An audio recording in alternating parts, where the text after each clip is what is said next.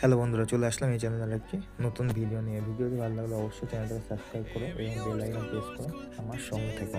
আগের ভিডিওতে দেখিয়েছি যে এরা কেমন টাইমে আসে, কি বৃত্তান্ত।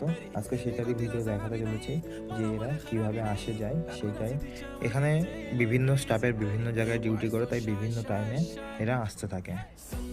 যেহেতু তো ভিডিওটা অনেকটা লং হয়ে যাচ্ছিলো, সেই কারণে কিছুটা ফরওয়ার্ড করে দিয়েছি যাতে শর্টের মধ্যে কভার করা যায়।